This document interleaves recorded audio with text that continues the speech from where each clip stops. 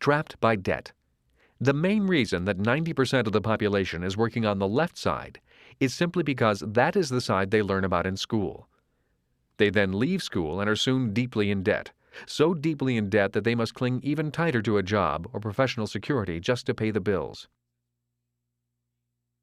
If we track the life of average educated people, the financial script often goes like this. The child goes to school, graduates, finds a job, and soon has some money to spend. The young adult can now afford to rent an apartment, buy a TV set, new clothes, some furniture, and of course a car. And now the bills begin to come in. One day the adult meets someone special, sparks fly, they fall in love and get married. For a while, life is blissful because two can live as cheaply as one. They now have two incomes, only one rent to pay, and they can afford to set a few dollars aside to buy the dream of all young couples, their own home. They find their dream home, pull the money from savings and use it for a down payment on the house, and now they have a mortgage.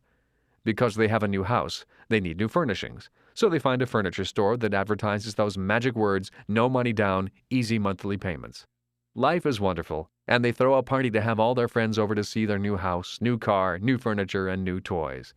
They are now deeply in debt for the rest of their lives.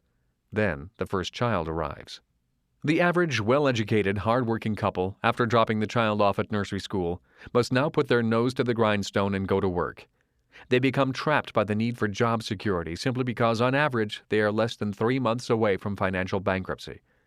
From these people you often hear, "I can't afford to quit. I have bills to pay." The money trap. Success on the right side of the quadrant requires a knowledge about money called financial intelligence. Rich Dad defined it this way. Financial intelligence is not how much money you make, but how much money you keep, how hard that money works for you, and how many generations you keep it for. If people lack basic financial intelligence, they will, in most cases, not survive on the right side of the quadrant. My rich dad was good with money and with people at work. He had to be. He was responsible for creating money, managing as few people as possible, keeping costs low, and keeping profits high. Those are the skills necessary for success on the right side of the quadrant.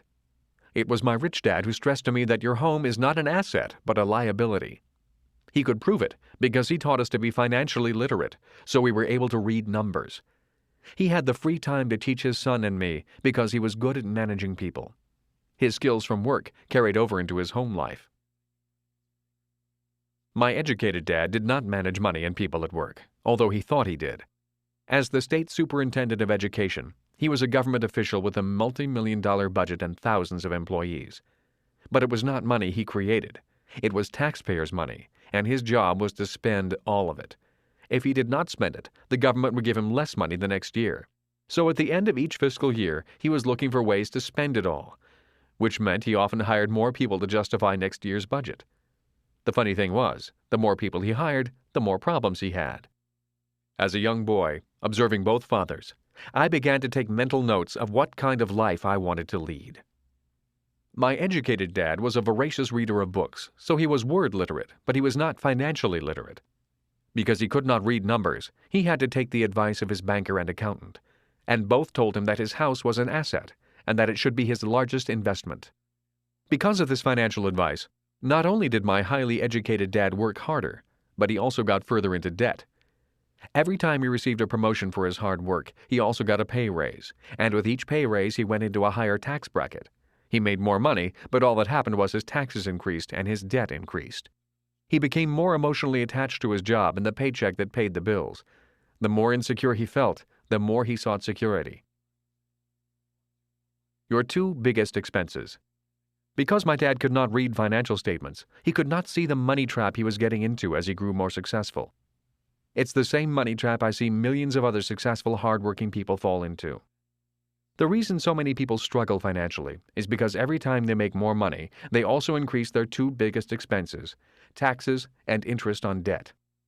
To top it off, the government often offers you tax breaks to get deeper into debt. Doesn't that make you a little suspicious? I know many people search for freedom and happiness.